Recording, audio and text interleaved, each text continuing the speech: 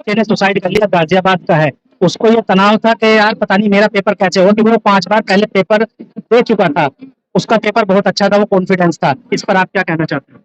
बहुत दुःख भरी खबर है वैसे तो ये, कह पाना बड़ा मुश्किल है। बच्चा एक हो चाहे 10 हो, सुसाइड सुसाइड होता है और बहुत बड़ी बात होती है। और अगर देश इस बात को लेके गंभीर नहीं है, इसको सीरियसली नहीं ले रहा है, तो दैट इज अ प्रॉब्लम।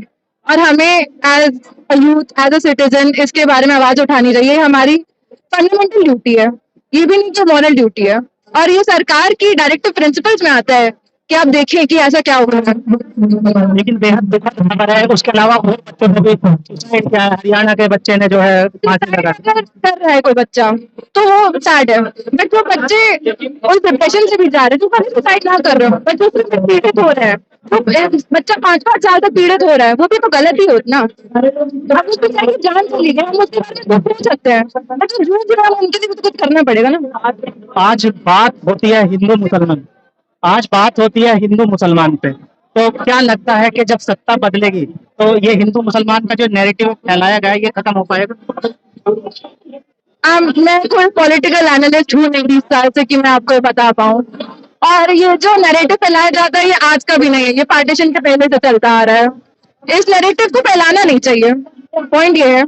लेकिन सत्ता बदलने से ये नैरेटिव एक इलेक्शन में खत्म भी नहीं होगा। आपस में ब्रदरहुड, फ्रेटर्निटी, भाईचारे का भावना होना चाहिए लोगों में, तभी देश आगे बढ़ेगा। अक्सर जब कोई कोई हादसा होता है तो वहाँ पे देखते हैं, वहाँ पे कोई हिंदू मुसलमान देखा नहीं जाता।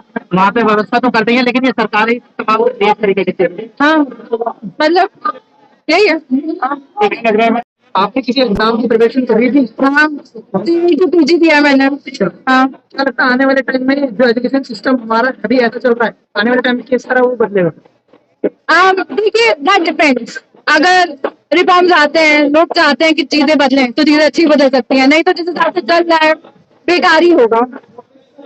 मैम, ये जो थाली चम्मच बज रही है, क्या ये आवाज धर्मेंद्र प्रधान के कानों तक गूंजेगी? आवाज पहुंच चुकी है और ये सब तरीके होते हैं पब्लिक को मोटिवेटेड रखने के लिए, ताकि उनके अंदर नया जोश रहे, प्रोटेस्ट में भावना रहे। और जरूरी नहीं कि थाली या चम्मच बज रहे कि नहीं है, रोज आ रहे हैं कि नहीं आ रहे हैं, एक तरीके होते हैं। अब वो प्रोटेस्ट अगर पीसफुल है तो सारी ये सब चीजें, अब हम खाली किसी को मार कर रहे हैं।